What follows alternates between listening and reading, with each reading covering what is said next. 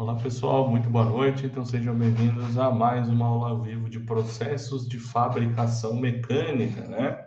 Então pessoal, já estamos indo aí para a sexta semana, né? Vamos abrir aqui a agenda de estudos no AVA, né? O roteiro de estudos, para a gente ver aonde a gente está.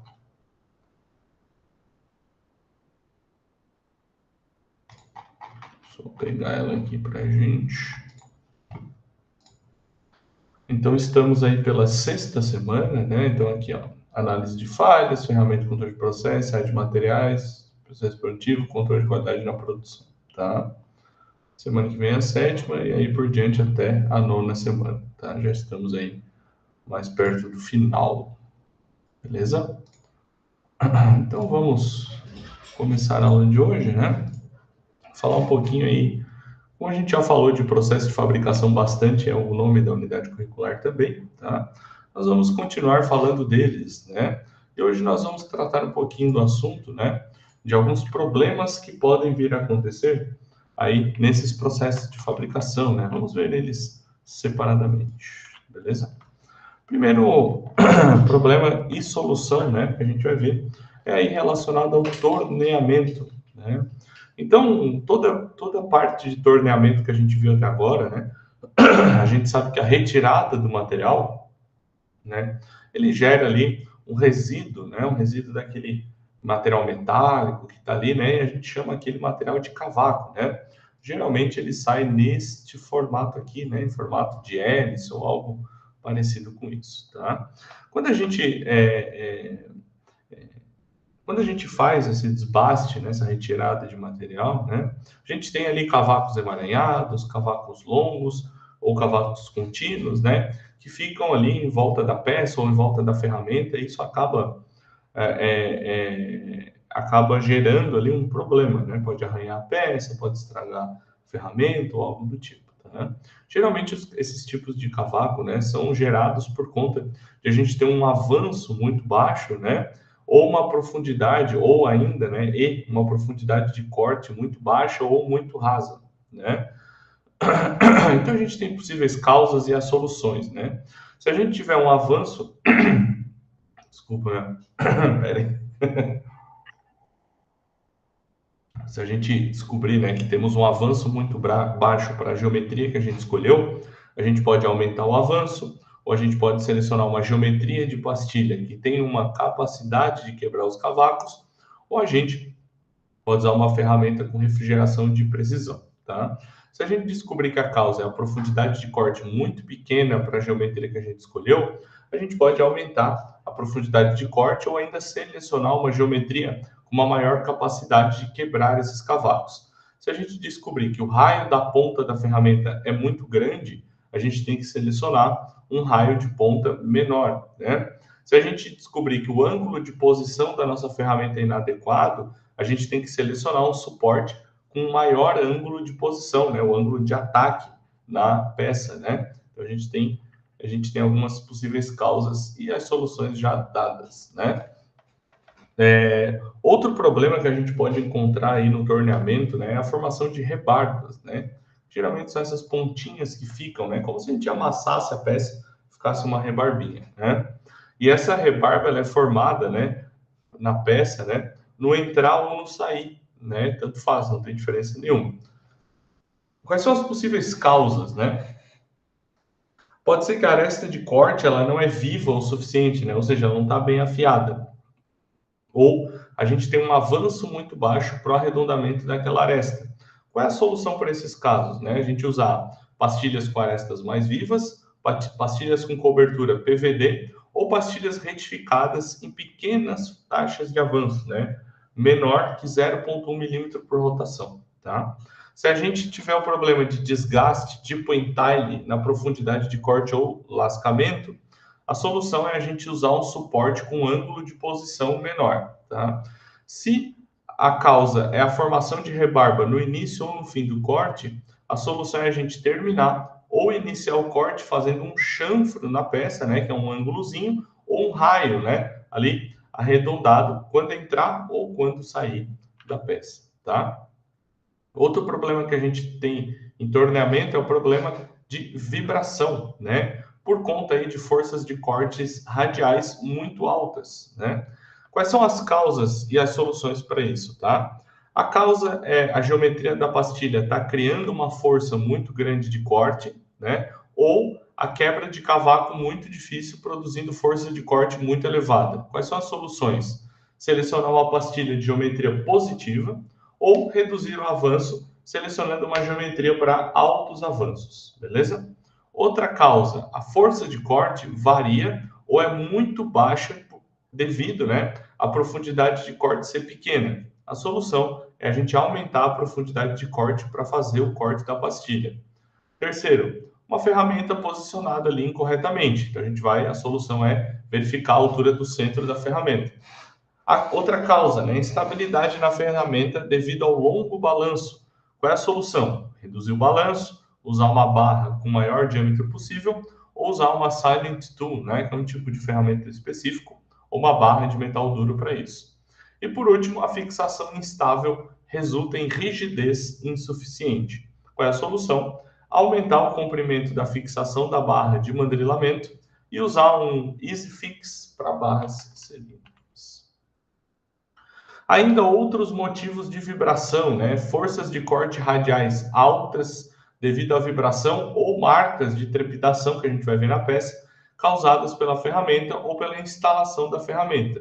Isso é bem comum, tá? Em usinagens internas, utilizando as barras de mandrilamento. Quais são as causas? Ângulo de posição inadequado. Como é que eu corrijo isso? Selecionamos um ângulo de posição maior, um ângulo de ataque maior, tá? Segunda causa, raio de ponta muito grande. Qual é a solução? Selecionar um raio de ponta menor. Terceira causa, arredondamento de aresta inadequado ou temos um chanfro negativo. Qual é a solução? Selecionar uma classe com cobertura fina ou sem cobertura. E a última causa é desgaste de flanco excessivo na aresta de corte. Qual é a solução? Selecionar uma classe mais resistente ao desgaste ou reduzir a velocidade. Depois nós temos problemas com acabamento superficial, né? Quando a superfície vai apresentar irregularidades que vão acabar não atendendo às exigências de projeto quanto ao acabamento superficial. Aqui tem elencadas, né, 3 causas. A primeira, os cavacos quebram contra a peça, né, e marcam a superfície que já está acabada. Quais são as soluções? Selecionar uma geometria que afaste os cavacos da peça, ou alterar o ângulo de posição, ou reduzir a profundidade de corte, ou ainda podemos selecionar um sistema de ferramentas positiva com ângulo de inclinação neutro. Segunda causa, a superfície irregular é gerada por conta do desgaste tipo entalhe excessivo na aresta de corte. Quais são as soluções? A gente pode selecionar uma classe melhor de resistência ao desgaste por oxidação, por exemplo, uma classe de CERME, tá? Ou reduzir a velocidade de corte. Terceira causa, avanço muito alto em combinação com raio de ponta muito pequeno vai gerar uma superfície áspera. Quais são as soluções? Selecionar uma pastilha Viper ou um raio de ponta maior e reduzir o avanço. Aí, pessoal, a gente chega na parte aí de desgaste de pastilhas, né? Então, para a gente sempre ter ali um corte otimizado, né? A melhor qualidade possível da peça e a melhor vida útil da minha ferramenta, eu sempre tenho que lembrar de verificar a aresta de corte da pastilha, né? Depois de usinar. Então, a gente tem ali uma lista de causas e soluções para diferentes padrões de desgaste de pastilha, como referência a um torneamento bem sucedido, tá? Então, olha, ó, desgaste de flanco, né? Que é isso que a gente tem aqui, ó, dá para ver. É um tipo de desgaste, né? Recomendado para cada aplicação, vai proporcionar uma vida útil da ferramenta mais estável e mais previsível, tá? Quais são as possíveis causas, né? Para esse desgaste, né? Uma velocidade de corte muito alta, ou uma classe muito tenaz da minha ferramenta, ou uma resistência ao desgaste insuficiente, ou quando eu encontro elementos duros, né, no material da minha peça. Quais são as soluções, né? A gente pode reduzir a velocidade de corte, a gente pode selecionar uma classe mais adequada, de acordo com a exigência por tenacidade ou resistência ao desgaste. Também temos o desgaste tipo entalhe, né? Que ele acontece por 3 motivos, né? Ou a gente tem materiais pastosos ou endurecidos por conta do trabalho, a gente está usando um ângulo de posição de 90 graus, ou um ângulo de ataque de zero, né, no caso, ou a geometria da peça é muito negativa. Quais são as soluções? Eu posso selecionar uma aresta mais viva, ou eu posso diminuir o ângulo de posição, ou eu ainda posso variar a profundidade de corte da minha peça, tá? Outro desgaste, tipo de desgaste, né? Então a gente tem todas as fotos, né? Tipo entalhe é esse, e a craterização é esse, é como se tivesse uma cratera na minha peça, né? Na minha ferramenta, desculpa. Quais são os motivos, né, de acontecer a craterização? Velocidade de corte ou avanço muito alto, né? Um quebra-cavaco da ferramenta muito estreito, ou uma dissolução química, ou um desgaste por abrasão, ou resistência ao desgaste muito baixa, tá? Quais são as soluções? Reduzir a velocidade de corte ou avanço, selecionar uma classe mais resistente ao desgaste, ou selecionar uma geometria mais aberta, no caso, mais positiva, tá? Deformação plástica, ó, essa dá para ver bem, né? Ó, como ela mudou de geometria a ponta da ferramenta, né? Quais são as causas, né, que acontecem a deformação plástica? Uma carga de calor e pressão altas ou uma temperatura de corte muito alta, tá? Ou eu estou usando uma classe muito tenaz, né, muito pouco rígida, né? Ou eu tenho uma falta de refrigeração na minha usinagem, tá? Como é que eu resolvo esses problemas, né? Eu posso diminuir a carga de calor e pressão, reduzindo a velocidade de corte ou avanço. Se eu tenho uma depressão da minha aresta, né, ao contrário, né, a gente vai reduzir o avanço primeiro. Se tiver depressão do flanco, eu vou reduzir a velocidade primeiro. Eu vou selecionar uma classe mais resistente ao desgaste e ao calor. Eu vou selecionar uma geometria mais positiva da minha peça e eu vou melhorar a refrigeração, beleza? Também tenho arestas postiças, né? Isso acontece, né? Que são essas aqui, ó. Isso acontece, né? Quando a temperatura de corte é muito baixa ou o material é muito pastoso, né? Material muito mole, né? Ou eu tenho uma geometria muito negativa, né? Ou uma cobertura da minha peça muito espessa. Como é que eu resolvo isso? Eu aumento a temperatura de corte, aumentando a velocidade, ou eu seleciono uma classe com cobertura PVD, ou eu seleciono uma geometria mais positiva. Depois eu tenho também a escamação, que é isso aqui, ó, é como se a aresta começasse a escamar, né? Isso acontece por quê?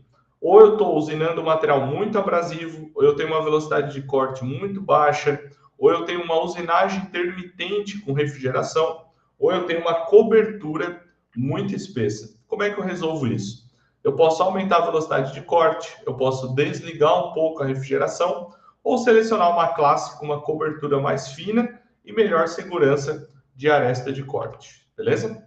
Também temos o lascamento na aresta, que é esse cara aqui, quando acontece isso aqui.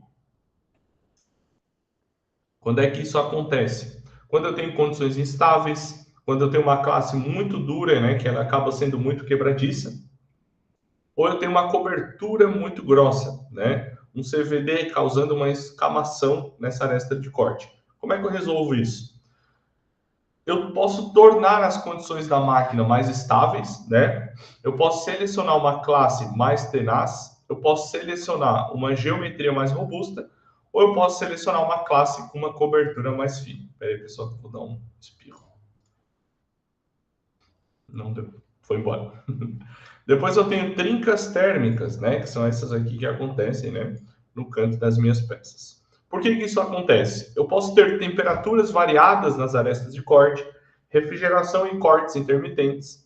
A classe da minha peça, da minha ferramenta, é sensível à variação de temperatura, ou eu posso ter um uso da classe com uma cobertura mais grossa. E aí vem acontecer essas trincas térmicas, tá?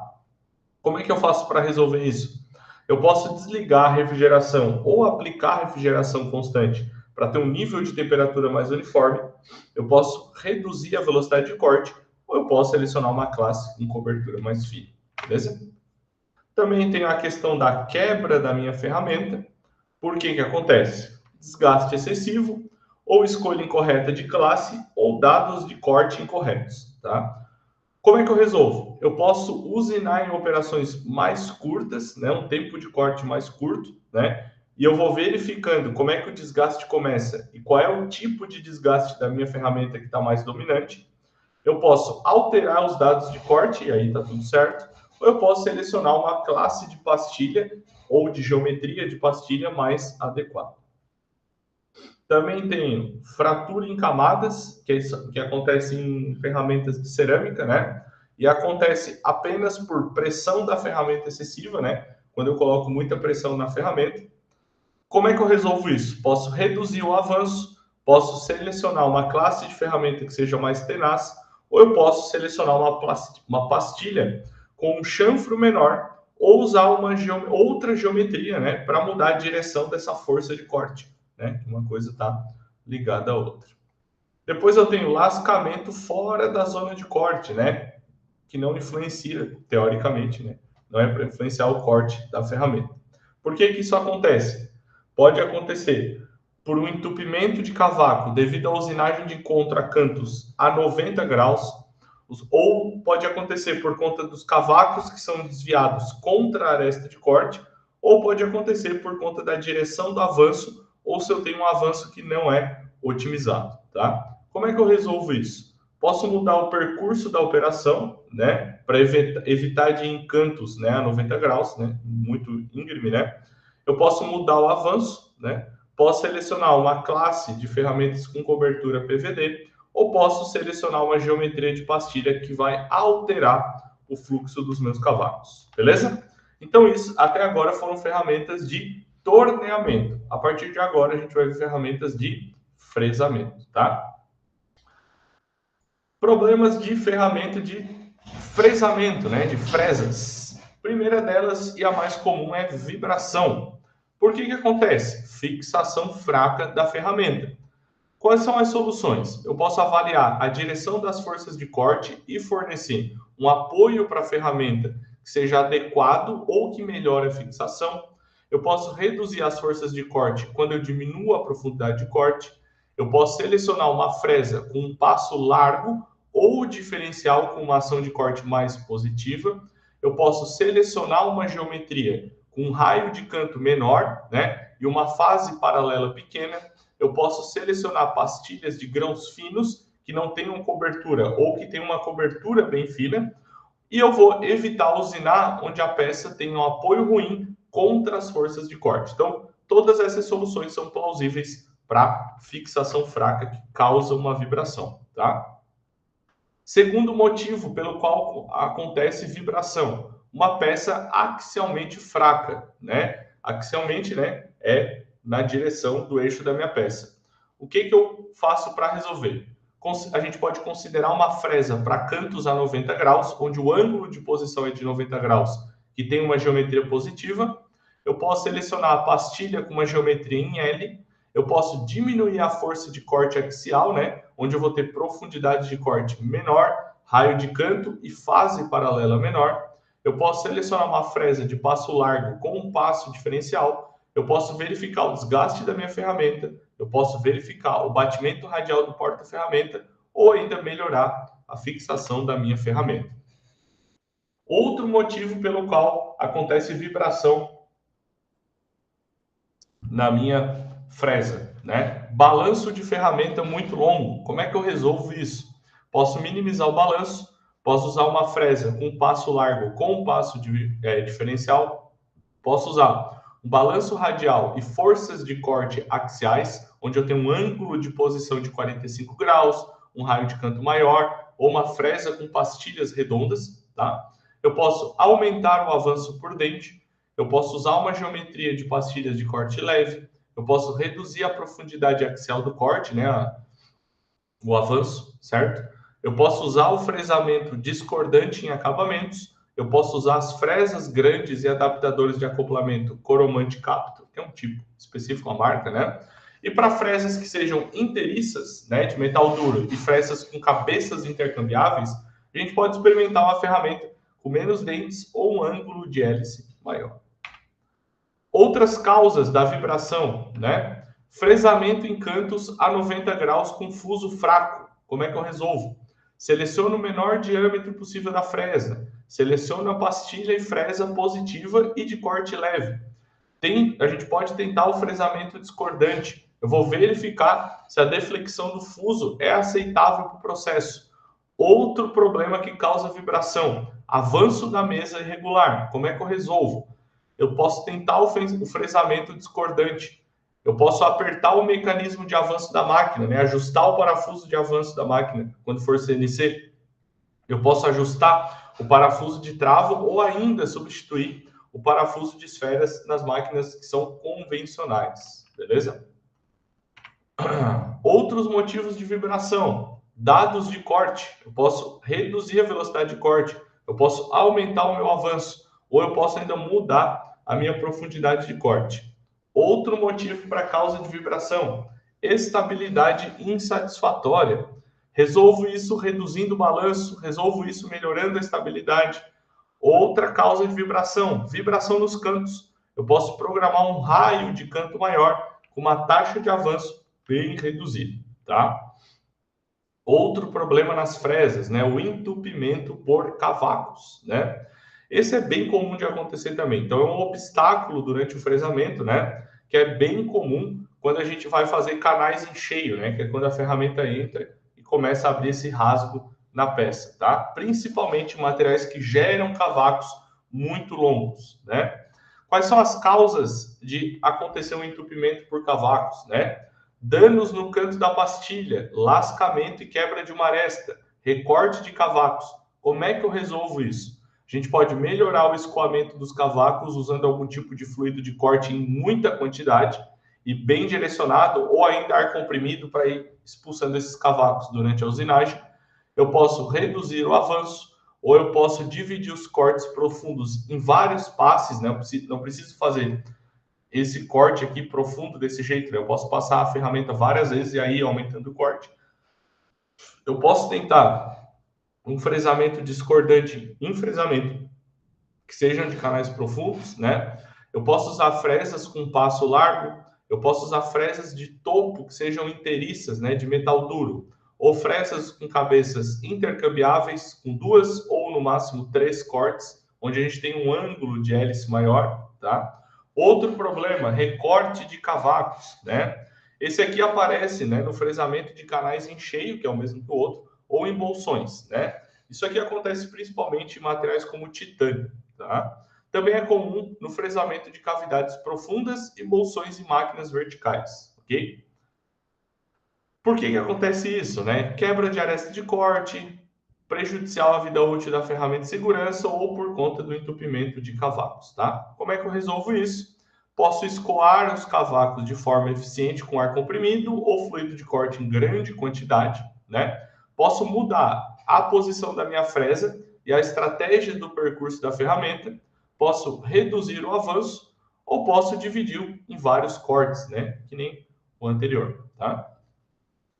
Outro problema em fresamento, quando eu tenho acabamento superficial insatisfatório, né? E aí eu tenho alguns motivos que pode acontecer. 5 motivos, basicamente. Primeiro, avanço por rotação excessivo. Como é que eu resolvo?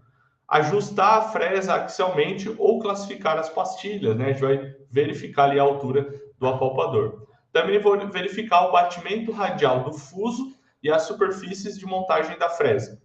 Vou diminuir o avanço por rotação para 70% do máximo da largura da face paralela e vou utilizar pastilhas Viper se eu puder usar. Também, acabamento superficial insatisfatório pode acontecer por conta da vibração, e aí a gente já falou sobre vibração, né? Pode acontecer também por conta de formação de arestas postiças, desculpa. Como é que eu resolvo isso? Posso aumentar a minha velocidade de corte, para aumentar a temperatura de usinagem, posso desligar o fluido de corte, posso usar pastilhas com arestas de corte mais vivas e ângulo de saída suave, posso usar uma pastilha com geometria positiva, ou posso experimentar uma classe CERME com dados de corte mais alto. Também pode acontecer, né? O acabamento superficial insatisfatório. Ah, não, desculpa, aqui é outra coisa. Pode estar acontecendo, né? Esse acabamento aqui, né? Que a gente chama de tá causando um problema, né? Que pode ser por conta do corte traseiro, né? E aí eu posso resolver isso verificando a inclinação do fuso, posso verificar observando o batimento axial, que não pode ser mais do que 7 microns durante o acabamento, posso reduzir as forças de corte radiais, posso selecionar um diâmetro de fresa menor, posso verificar o paralelismo nas fases paralelas e na pastilha Viper, ou a gente vai certificar de que essa fresa não oscile, né? Por conta ali da hora da montagem, tá? E aqui a gente tem o microlascamento da peça. Como é que eu resolvo isso? Posso diminuir o avanço, posso selecionar uma fresa com passo fino ou passo extra fino, posso reposicionar a minha fresa para gerar cavacos mais finos na saída, posso selecionar um ângulo de posição mais adequado, né, 45 graus e geometria de corte mais leve, escolher uma pastilha positiva ou monitorar o desgaste de flanco para evitar o desgaste excessivo da minha ferramenta, tá? Depois, por último, a gente tem a formação de rebarbas, que acontece em um material específico, né, que é o aço inoxidável, e é o principal mecanismo de desgaste tipo entalhe. Como é que eu resolvo? Vou usar raios maiores para propiciar um ângulo de entrada mais baixo da pastilha e vou manter a profundidade de corte abaixo do raio. E um avanço 0,5 vezes o raio, tá? E por último, potência da máquina, né? A gente tem que saber que a curva de potência da máquina ela pode vir a perder eficiência se o RPM for muito baixo. Então, a necessidade de potência e fresamento varia de acordo com o quê? Quantidade de metal que eu vou remover, espessura média dos cavacos, geometria da fresa e velocidade da fresa. Como é que eu resolvo isso? A gente vai indo de passos finos e largos, né? Então, usando menos dentes da fresa, usar uma fresa positiva, usando essa potência de forma mais eficiente que uma fresa negativa. Vou reduzir a velocidade de corte antes do avanço da mesa. Vou usar uma fresa menor e fazer vários passes e reduzir a profundidade de corte. Beleza, pessoal? Então, esses aí são alguns problemas que a gente vai encontrar com certeza, né? No torneamento e no fresamento e como resolvê-los, tá bom? Qualquer dúvida, vocês podem me procurar lá no AVA. Valeu, pessoal! Boa noite a todos.